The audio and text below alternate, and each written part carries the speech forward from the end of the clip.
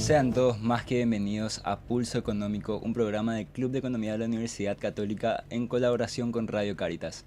El día de hoy me acompaña mi compañero Javier von Horoch, quien les habla es Fabricio Gamarra. Buenas tardes, Fabri, ¿cómo estás? Encantado de estar en un programa más contigo. Hoy tenemos unos invitados de lujo, un honor para nosotros estar acompañados de, puedo decir, la Superintendencia de Valores, con el Superintendente de Valores y la Intendenta de Supervisión de la Superintendencia. ¿Cómo están? Un gusto tenerles. Muy bien, un gusto estar acá. Les pido disculpas de antemano. Estoy hablando como el padrino, pero no por onda, sino que estoy un poco mal de la garganta, ¿verdad? Pero siempre feliz poder acá compartir con ustedes, con Javier, con Fabricio y obviamente con todo el equipo y Mónica también.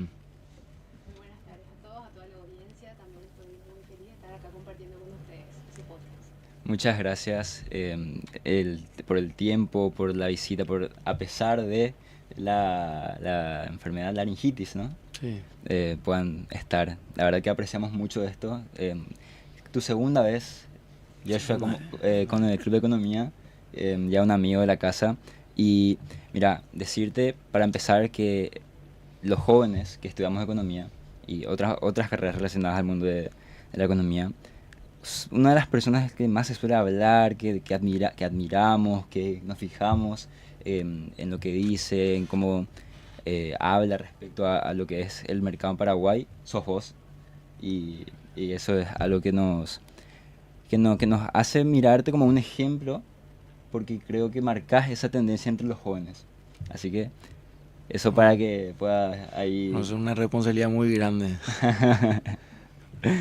una responsabilidad, pero bueno, es parte de lo que haces también, ¿verdad? Porque inspiras de eso en los jóvenes. No, muchas gracias, Fabricio. La verdad es que yo antes trabajando en un banco en Europa, en Inglaterra mejor dicho, hoy en día ya el Brexit, ¿verdad? Pero siempre veía Paraguay como un eje donde, como me encanta lo que dice el presidente hoy en día, Santiago Peña, ¿verdad?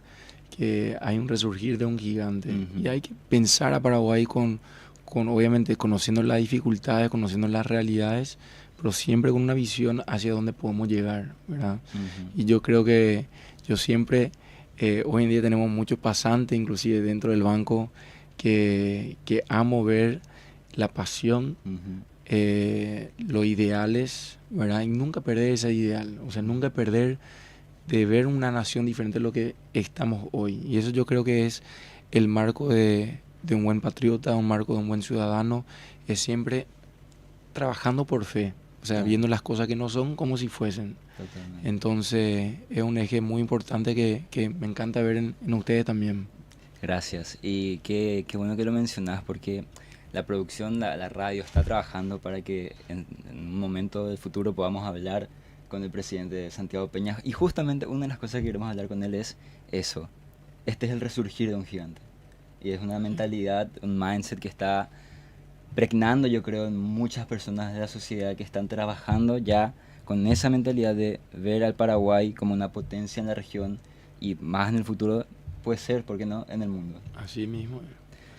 Sí, así que ahora ya entrados en lo que es el mercado de valores, Javi, yo creo que podemos empezar con las preguntas. Asimismo, primeramente, Joshua, queríamos preguntarte sobre ese proceso de transición de la Comisión Nacional de Valores hacia la Superintendencia de Valores.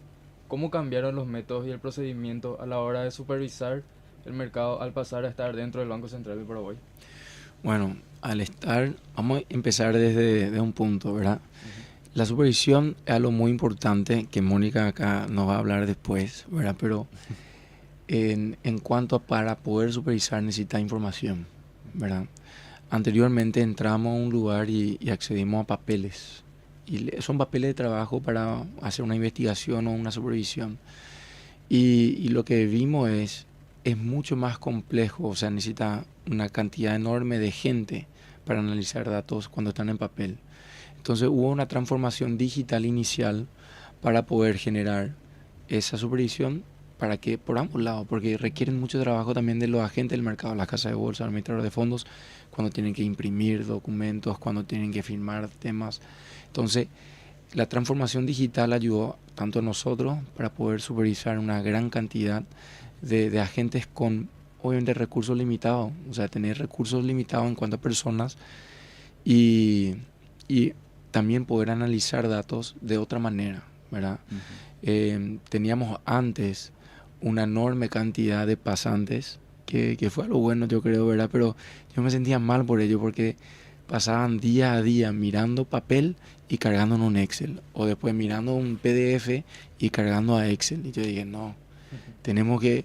Entonces empezamos a pedir la información ya en tablas, pero igual con el Excel era un tema donde no todos enviaban homologadamente, enviaban con ciertas cuentas de una manera. Entonces, cuando entramos al Banco Central, con el training que tenemos en la supervisión de bancos, se hizo el plan de cuentas de las casas de bolsa, administradoras de fondos y fondos. Entonces, con ese plan de cuentas ya tenés homologado, ya es un código por cada ítem. Entonces, hoy en día vamos a poder analizar los datos de una manera mucho más eficiente, con data mucho más grande, que digamos, sacar ratios, sacar diferentes cosas, y eso ayuda tanto a la supervisión, tanto a la información en público, y también quiere hacer uno a los propios agentes, porque cuando yo quiero ver mis números, yo como ponerle gerente general en la casa de bolsa, puedo ya pedir ya tranquilamente y puedo compararme con otros. Entonces todo eso fue parte de la transición que ayudó en cuanto a la supervisión.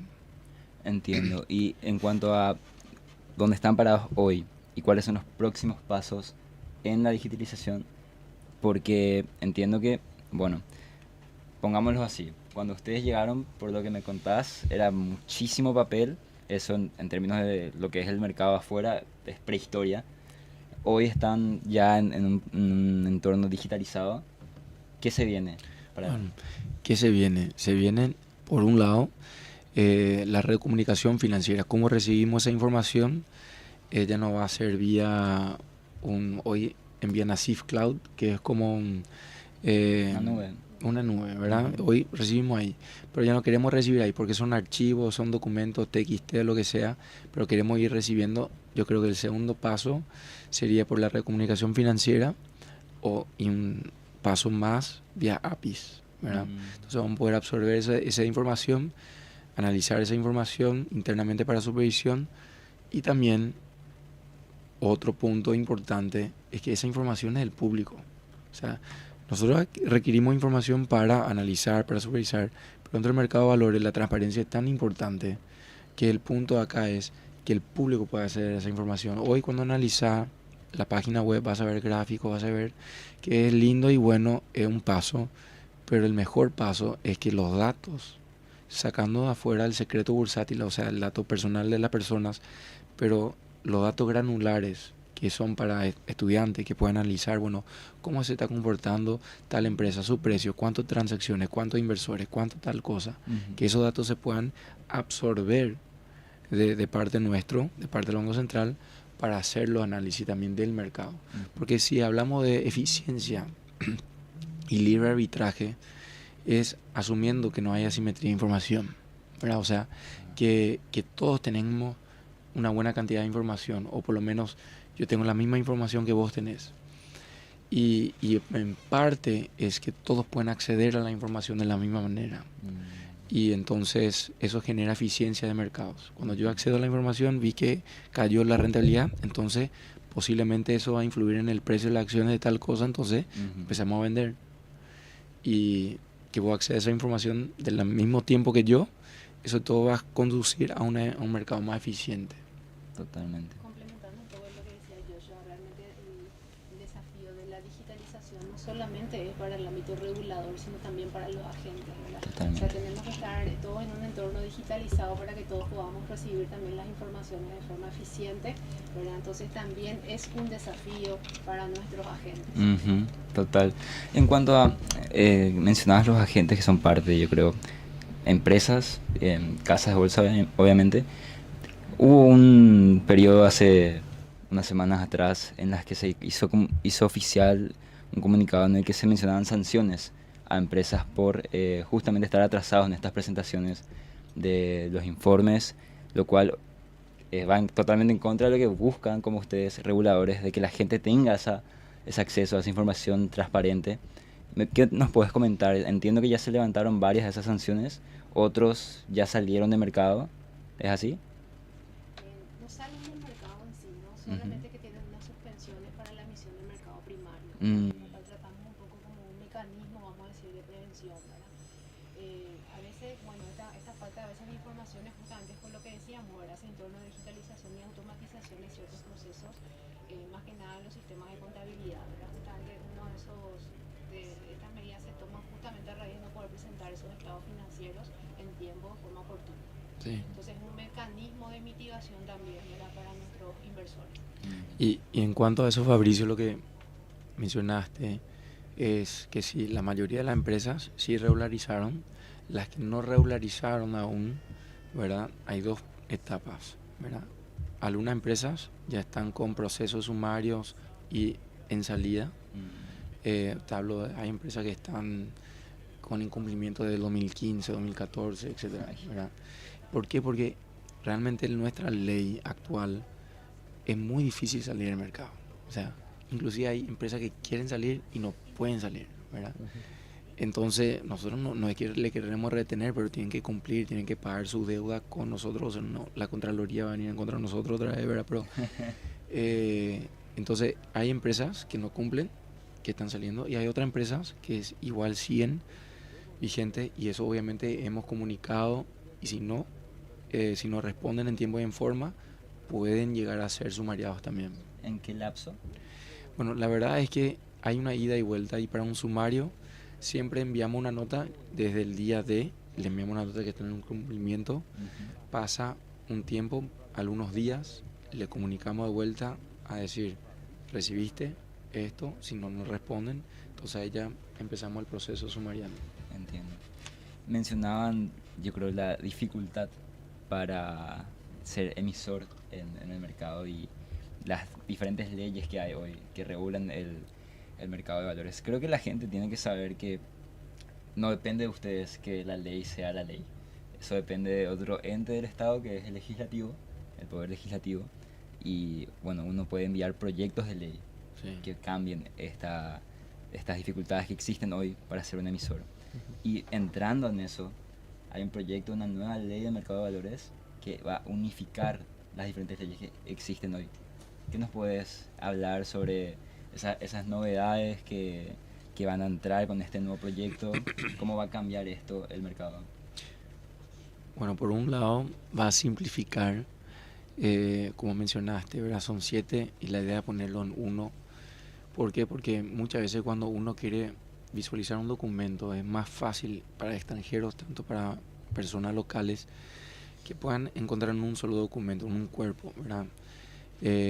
Entonces, por un lado también, cuando estaban separados había lo que le llamamos arbitraje regulatorio. Le aplican a una entidad una cosa o había una definición, como está en la ley de fondos, hablaba de vinculadas o relacionadas, pero solamente la ley de mercado de valores habla de vinculadas.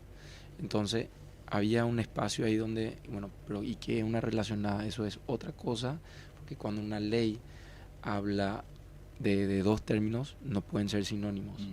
Entonces, ahí, bueno, la idea es mejorar la estructura, mejorar el cuerpo, mejorar la capacidad del ente regulador también, facilitar muchas cosas para el sector privado, por ejemplo, para las emisoras.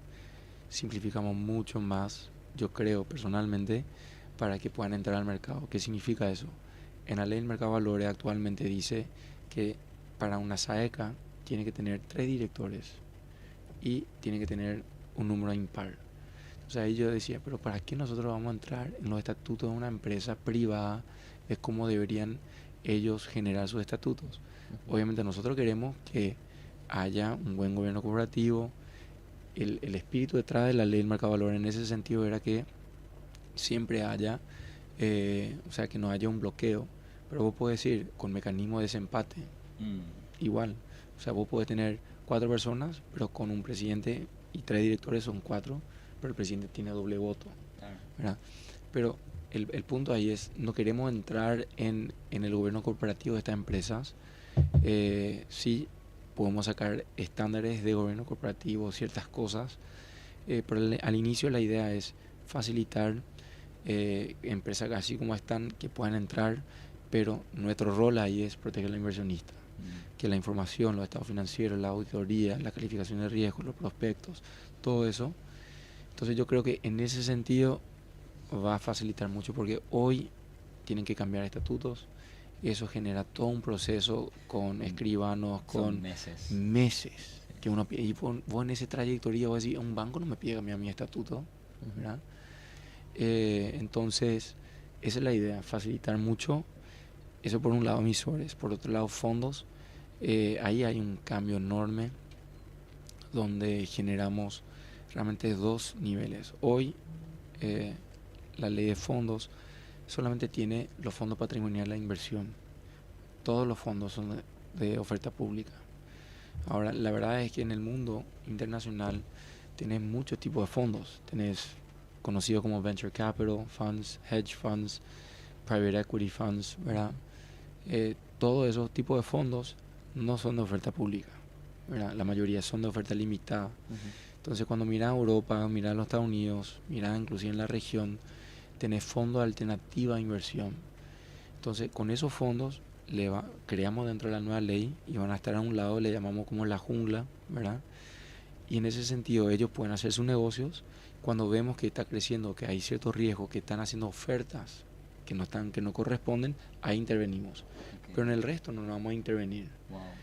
Pero sí, siempre supervisamos a los administradores de esos fondos. ¿Verdad? Entonces, ahí va a haber un proceso mucho más ágil, porque estos fondos no se tienen que registrar con nosotros, se crean. Pero cuando hay un tema de información, hay un tema de oferta, hay un tema que vemos que hay un riesgo sistémico, sí podemos intervenir, y siempre a través del administrador, ¿verdad? Y después están los otros fondos que sí son de oferta pública, como los fondos mutuos, patrimonial de inversión, que en inglés sería como los closed end funds. Y después van a estar los fondos inmobiliarios y demás, ¿verdad? Pero es un cambio bastante grande en cuanto a concepto que va a dar la nueva ley, que yo creo que también va a agregar un valor dinámico al mercado. ¿Y esto ya fue presentado? Sí. Ok. Está con el Poder Ejecutivo. Ya entrando en un tema de evaluación un poco, ¿cómo califican lo que fue este 2024, el desempeño del mercado de valores, teniendo en cuenta los logros alcanzados y los desafíos enfrentados? Y mirando ya también hacia el 2025, ¿qué perspectivas tienen? Bueno, perspectivas para este 2025 seguimos con grandes desafíos. Justamente uno de esos es el proyecto de ley. ¿Y qué implica ese proyecto de ley? Es poder hacer reglamentaciones también para dar cumplimiento a esas leyes. Eso implica un trabajo bastante importante para toda la superintendencia de valores, para todo el equipo, con lo cual creemos que es importante y crucial. Pero con la ley no hacemos nada, porque también es importante mencionar que esta ley, si bien anteriormente era un poco más reglamentaria, más rígida, este proyecto de ley le deja un poco más potestades al supervisor para poder reglamentar. Con lo cual es flexible. Mucho, y es más flexible, ¿verdad? Porque bien sabemos siempre que cambiar una ley implica mucho trabajo. Si el mercado va creciendo y se va modernizando, también acompaña un poco este proyecto de ley para eso, ¿no? Entonces dejamos un poco potestades más internas. Supervisión basada en riesgo. El más grande que vamos a tener también vamos a iniciar un proceso de supervisión basada en riesgos. Estamos acompañados por organismos internacionales que van a hacer el acompañamiento del BID, con aproximadamente una duración de 2 años y medio. Eso implica un trabajo importante para todo lo que es la intendencia de supervisión y los supervisores. Entonces es un cambio un poco cultural bastante importante, no solamente para la superintendencia, sino también para los agentes. Mirar un poquitito con un enfoque diferente en riesgos. Eso es una transformación. No, enorme. ¿Es la primera vez que están hablando de esto en público? Sí, en cuanto a la supervisión basada en riesgos. Tenemos exclusiva. Tenemos exclusiva. En el mercado de valores, sí, uno de los beneficios también de haber estado en la CNB y de ingresar al Banco Central justamente es esto, era poder dar la oportunidad de poder hacer una supervisión basada en riesgos, alineados también con lo que es la supervisión, ya que están bancos con esta misma metodología y de seguros. Entonces la idea es poder integrarnos entre todos y hacer esa misma supervisión. Sí. Y en cuanto al año, lo que sí, obviamente todos conocen los números, pero se logró hasta ahora 49 billones de volumen transaccionado en la bolsa, comparado con cerca de 34 el año pasado, un crecimiento de 40 y 44 o 40 y algo por ciento, ¿verdad? Ujú. Y también en cuanto al mercado primario, ese es un punto no menor Sí. que creció, no considerando Hacienda, porque en cuanto al MEF, el MEF hoy hace sus colocaciones primarios a través del Banco Central, ¿verdad? Entonces, sacándole a ellos, mirando el corporativo nomás, mirando a las empresas, ¿cómo creció? Creció cerca de 34%. Wow. O sea, eso es algo importante de entender, que cuanto más emisores hay, más oportunidades de inversión hay para el público y obviamente genera una bola de nieve porque cuanto más masa de inversores hay, más emisores también van a ver al mercado de capitales como una atracción para Claro. mi fondeo, ¿verdad?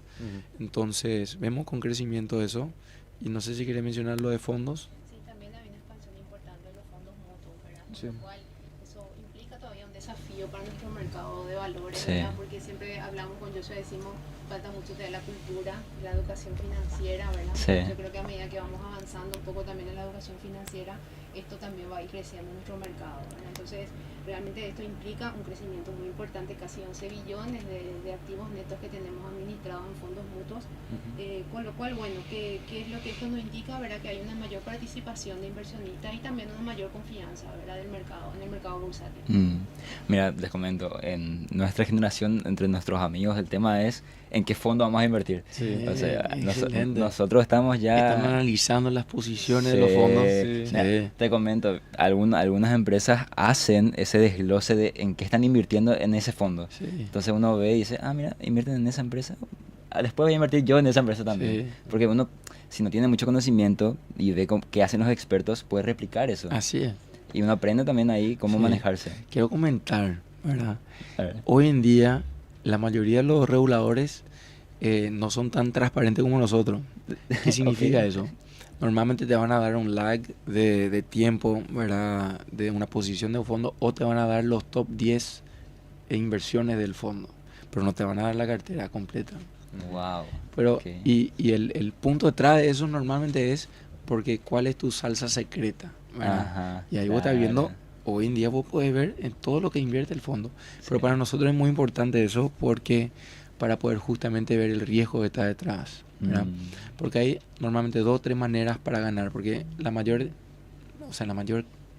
cantidad de personas miran cuánto me rinde el fondo. Sí. Entonces, no, este fondo me gana más que el otro, voy a salir y voy a entrar en el otro. No, y después, pero lo que pasa es que, ¿por qué rinde más la pregunta? Riesgo. Riesgo, Claro. siempre, ¿verdad? Entonces, tenés 2 cosas. Uno, se fue de un triple A a un doble A, un doble A, un A a un triple B, ¿verdad? Y eso pasa. O dicen que es un fondo súper líquido, pero está invirtiendo, estaba en títulos de 2 años, 3 años, y se fue a 5, 6, 7. Entonces, tenés riesgo en cuanto a la duración, ¿verdad? Claro. Entonces, esos son temas que siempre hay que analizar. Totalmente. Pero un poco más allá de la rentabilidad. Claro, porque, bueno, nuestro mercado, hablábamos de esto con Giselle, la Mass Money. fundadora de Mass Money. Sí, muy capa. Sí. Sí. Y hablábamos sobre educación financiera.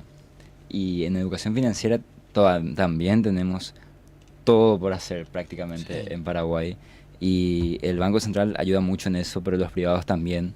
Y los jóvenes, nosotros en la facultad, los que estudiamos esto, deberíamos de poder ser artífices de que se forme una cultura de mayor entendimiento financiero en nuestro país. En este año hicimos un viaje a Argentina, a Buenos Aires, con la facultad, y estábamos hablando con personas porque queríamos saber cómo estaban viviendo ellos esta transición que tienen. Sí. Y hablábamos con las personas por la calle, con el vendedor, con el taxista, con el remisero, y le preguntábamos sobre lo que está haciendo el gobierno, cómo ven, qué hacen ellos para cubrir el mes, y te hablan de bonos, te hablan de cuentas comitentes, te hablan de inflación, y vos decís, hija, o sea, hay una situación extrema que les llevó a saber tanto, pero todos, Sí. ese es el tema de conversación de todos. Así es. Y en nuestro país, ojalá algún día ver algo como eso. No con la situación que ellos viven, pero bueno. No, claro, yo creo que hay varios factores ahí. Por un lado, los argentinos son muy creativos, ¿verdad? Y la verdad es que hay que darle a ello porque uno de los pocos mercados de capitales que ha ayudado o colaborado con pymes que ha sido un caso de éxito de Argentina, ¿verdad? Entonces, realmente muy pocos, ¿verdad? Y ellos hacen a través, o sea, garantía recíproca con cheques, y eso se negocia a través de casas de bolsas, Sí. ¿verdad? Entonces, yo como empresa, y tenés miles de empresas, y así permeas, ¿verdad? Claro. Entonces el mundo ya saben comprar, vender, qué hacer. Entonces, eh, eso obviamente hay que generar yo siempre digo, una responsabilidad financiera con un presupuesto, porque eso es mis finanzas personales, para luego empezar a invertir. No tener Claro. un desastre acá y después quiero ganar plata para seguir tratando de financiar mi vida desmedida, ¿verdad? Pero Sí. así, Argentina es un buen ejemplo en cuanto a eso. Mencionaba recién lo que viene siendo la transparencia, y uno de los retos más discutidos en la supervisión financiera es justamente equilibrar una regulación estricta que garantice transparencia y confianza, pero con la flexibilidad necesaria para ser competitivos en un mercado tan globalizado. ¿Cómo maneja la superintendencia este equilibrio, especialmente frente a la atracción de capital extranjero? Bueno, justamente creemos que el equilibrio es siempre muy difícil, ¿verdad? Pero es alcanzable, y la idea siempre es hacer una supervisión, una regulación proporcional, ¿no? Ujú. Y eso implica bastantes desafíos, ¿no? De repente tener exigencias, es importante tener en cuenta que tenemos también un impacto en riesgo sistémico en ciertas entidades, con lo cual las regulaciones siempre tienen que ser exigibles también para aquellos que tengan un impacto sistémico mayor, y no así también para las entidades más pequeñas, ¿verdad? Entonces, la idea es equilibrar esa regulación, porque también una regulación bastante rígida también puede implicar en forma negativa a nuestro mercado, ¿verdad? Entonces, mantener ese equilibrio, yo creo que la clave es tener una regulación y una supervisión proporcional. Y en cuanto a... Hola. Y en cuanto a la proporcionalidad que mencionó Mónica, y como estamos hablando nomás de pymes, es lo mismo. Pasa que cuando una empresa quiere ingresar, le vas a requerir mucho más información si es una empresa grande, que tiene toda la, no sé, la capacidad para empezar a cumplir con auditoría, con calificación, con demás. Pero a un pyme no le puedo exigir todo eso, o nunca va a poder acceder a financiamiento. Entonces, aplica lo mismo. Por eso hoy en día con nuestro régimen de pymes no exigimos auditoría externa, no exigimos el cambio a la contabilidad financiera, sigue con la contabilidad tributaria. No exigimos una calificación de riesgo, sino que una opinión de riesgo, ¿verdad? Que es un costo menor. Entonces eso es la proporcionalidad para poder siempre brindar información. Transparencia es fundamental, pero para toma de decisiones del inversor, pero tenemos que ver la proporción como menciona Mónica. Otro punto importante ahí también es, creemos que hoy en día con la tecnología puede abaratar costos en cuanto a los procedimientos. Antes, para brindar toda la información al regulador, necesitas un equipo enorme de compliance, ¿verdad? Hoy en día con sistemas, con tecnología, ya el regulador puede acceder a la información. Entonces, creo que con base de datos, con aplicaciones y con la tecnología, esa transparencia es mucho más viable, y para nosotros también, para supervisar y también para brindar esa información al público. Mencionabas, Javi, capital extranjero, y acá yo me quiero detener porque este tema para mí es va a ser el santo grial cuando lo podamos hacer, yo creo. Acá al futuro, obviamente. Es interconectar nuestro mercado con el mercado regional, con el mercado global en algún momento, que podamos nosotros comprar acciones, bonos de otras empresas de otros países, que puedan comprar extranjeros bonos y acciones de nuestras empresas de cara al futuro. ¿Eso creen que va a ser posible? Sí, yo creo que, mira, vamos a ir por paso. Yo creo que el paraguayo puede invertir afuera, hoy pueden. Yo creo que eso se va a ver más fácil en el año 2025, que digamos, ¿verdad? Pero creo que el punto primordial es lo que mencionaste, el otro, que otros puedan ingresar acá, ¿verdad? Y para eso es importantísimo la caja de valores, ¿verdad? Porque el riesgo es un riesgo operacional para el extranjero, decir, mira, yo no le conozco a nadie en Paraguay, no le conozco a la casa de bolsa en Paraguay, yo le conozco a mi casa de bolsa en mi país, yo tengo un banco, una cuenta bancaria en mi país, ¿verdad? Entonces, para poder lograr las operaciones transfronterizas, necesitas poder interconectar los sistemas, la infraestructura financiera detrás. Y ahí está la caja de valores que tiene el sistema de liquidación y de custodia. Entonces, cuando ellos puedan tener cuentas con lo que llamamos custodios globales, ¿verdad? Ahí van a poder dar un salto muy grande, yo creo. Y también para poder generar estas transacciones de afuera, acá localmente. Eso se va a lograr, yo creo, Dios mediante, en los próximos 2 años a 3 años, ¿verdad? Mira vos, es un plazo Sí. más corto del que esperaba. Sí, yo siempre soy agresivo, ¿verdad? Pero eso para ponerle, yo creo que eso es la meta en cuanto a la caja de valores, pero sí, a mediano plazo lo veo posible. Wow, qué lindo, qué bueno sería eso. Mencionan muchísimo de cosas legales y yo creo que el departamento de legales del banco ha de trabajar con ustedes, Sí. Ya mamá somos querida. medio abogados también, ¿verdad, Moni? Estamos queriendo convertir en abogado. Y en Paraguay, uy, hola, en Paraguay, yo creo que estudiantes de derecho que te hablen de mercado de valores no es muy común. Entonces, en el ámbito que yo me muevo, me gustaría saber si es que podemos, no sé, influenciar a que vean que pueden tener un campo enorme en el... El que se especializa en el mercado de valores va a tener un trabajo garantizado. Hay pocos, ¿verdad? Sí, hay pocos y realmente son muy demandados. Wow. Entonces, y se cobra bien. Bueno, entonces, creo que si yo fuese abogado, estaría enfocado en ese punto. Sí, porque, bueno, siempre dicen, en Paraguay hay muchísimos abogados, pero generalmente penalistas y más tradicionales, entonces este es un nicho incipiente, creo que todavía hay un crecimiento enorme que se viene por delante. Este año Paraguay logró firmar un memorando de entendimiento con IOSCO.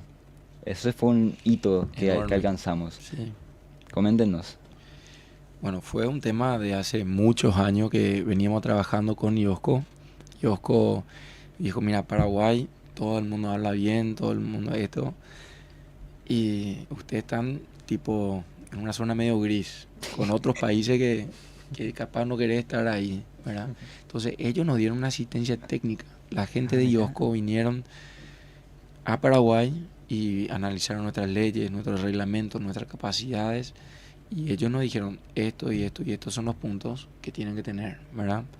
Y bueno, pusimos esos puntos dentro de la ley 7162, ¿verdad? De la Superintendencia de Valores, donde por un lado necesitamos poder regularle a los asesores financieros que no estaban dentro del ámbito, y eso es un punto crucial para proteger al inversionista. Necesitamos poder acceder a información financiera, a los datos bancarios que por el secreto bancario no accedíamos a esa información. Eso, por un lado, es algo fundamental para poder conectar en la supervisión, porque, como bien saben, la supervisión transfronterizo ya todo se mueve con datos bancarios, ¿verdad? Entonces, eso era un punto muy importante. Y después también poder compartir esa información a nivel internacional. Entonces, con eso y varios puntos se logró.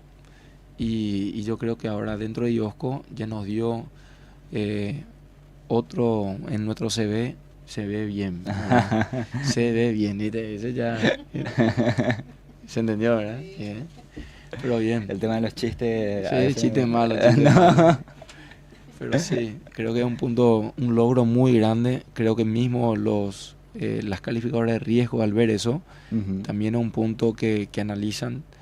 Y también, ahora que Paraguay quiere ser parte del OECD, OCDE, que eso también es un tema que dentro de IOSCO estamos, ¿verdad? Vamos a hablar de eso a la vuelta de la pausa. Continuamos hablando con Joshua, con Mónica. Y Joshua, yo tenía una pregunta. Suelo escuchar mucho que se habla de bonos verdes. ¿Qué características tienen estos bonos? ¿En qué se diferencian de los bonos tradicionales? ¿Y cómo se busca implementar en el mercado local? Bueno, excelente. Más que bonos verdes, yo me gustaría separarlo como bonos temáticos, ¿verdad? ¿Por qué? Porque hoy en día tenemos dentro del reglamento los bonos ODS con objetivo de desarrollo sostenible, pero eso implica social, la gobernanza, lo que es famoso ESG, ¿verdad?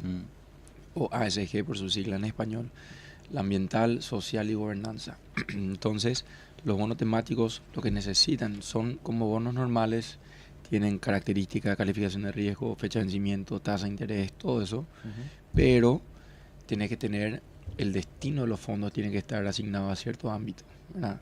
Entonces en tu prospecto y en análisis tiene que tener una segunda opinión de una entidad que pueda decir el proyecto tiene tal impacto ambiental o tal impacto social para estar dentro de los estándares que se aplican para sea verde, la parte ambiental, sea social, la parte social. Entonces, en cuanto a hoy en día la emisión en Paraguay, tuvimos 2 emisiones de la misma entidad de AFD, ¿verdad?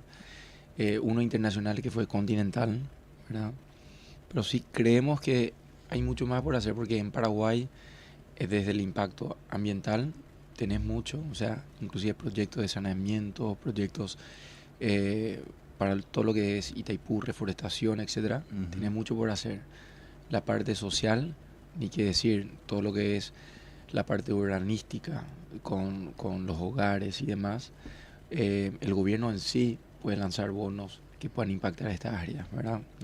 Pero lo que sí se necesita es la capacidad para dar el proyecto, tiene este impacto a través de una empresa que haga la segunda opinión, es como una auditoría de tu proyecto. Y hoy ha hecho eso Continental afuera y AFD localmente. Ya para ir cerrando, yo creo que una de las cosas que tenemos que mencionar sí o sí hoy es el grado de inversión que Paraguay logró este año. Uno de los más grandes hitos hasta ahora en cuanto a lo que es el desarrollo económico bajo este nuevo mandato presidencial. Por la calificadora Moody's, todavía nos quedan Fitch, S&P. ¿El mercado de valores se ve beneficiado con esta calificación? No, sí. Obviamente yo creo que el sistema financiero se ve beneficiado. Eso se vio con Felaban, eso se vio con todo lo que hoy en día estás en un listado que te da otro estatus, ¿verdad? La gente cuando entra a una reunión y decir somos grado de inversión, Paraguay. Inclusive muchas veces digo, mira, Paraguay es grado de inversión y Brasil no es, ¿verdad? ¿Qué? Entonces, todo ¿Qué eso carta de presentación? abre un poco las puertas en ese sentido, pero obviamente la puerta abierta no significa nada. O tener que poder cruzar y también te debería poder recibir. Entonces, hoy en día, como mencionamos, la infraestructura del mercado está cambiando. La bolsa está cambiando su sistema a Nasdaq, la Cavapi, la Caja de Valores del Paraguay, tiene Montran en el sistema internacional. O sea, estamos alineándonos para poder lograr lo que son los beneficios de un grado de inversión, ¿verdad? Pero sin hacer nada, no vamos a tener nada tampoco. Claro. Y yo creo que para sostener ese grado de inversión tenemos que ir creciendo. El mercado de capital es un eje muy importante porque brinda transparencia del sistema financiero. Y yo creo que, bueno, eso se va a ver en los próximos años. Es una carta de presentación excelente, pero después tenés que mostrarlo con hechos, ¿verdad? Claro, totalmente. Qué impresionante todo lo que pudimos abarcar. Creo que este fue un año récord para el mercado. La superintendencia está avanzando a pasos agigantados con las nuevas normas que está impulsando con el nuevo proyecto de ley que vamos a ver seguramente marzo del año que viene. Marzo, sí. Esa es la idea. Sea promulgada. Se van a presentar 3 leyes, se van a presentar. Esperemos. La de seguro, la de valores y la de sistema de pagos. Wow, ok. Sí. Porque, claro, va a ser una mega ley. Sí. Total. Entonces, va a ser un año No de es ley, mega ley. De mi ley podemos hablar en otro programa, yo creo. Bueno, qué año desafiante se viene y qué lindo todo lo que está ocurriendo en nuestro país. Así es. Muchísimas gracias por estar, por este tiempo y por todo lo que pudimos aprender con ustedes. No, gracias a ustedes, a Javier, también a Fabricio y a Mónica por acompañar, ¿verdad? Vamos a ver si no es la última vez, va a haber muchas veces que vamos a estar por acá. Yo creo que sí. También a ustedes los jóvenes, ¿verdad? Porque es muy importante todo esto que están haciendo, justamente transmitir un poco todo lo que es el mercado de valores, justamente lo que hablamos, la importancia de esta educación financiera. Muchísimas gracias. Muchísimas gracias, Joshua. Mónica, les esperamos próximamente y nos encontramos el próximo viernes en Pulso Económico.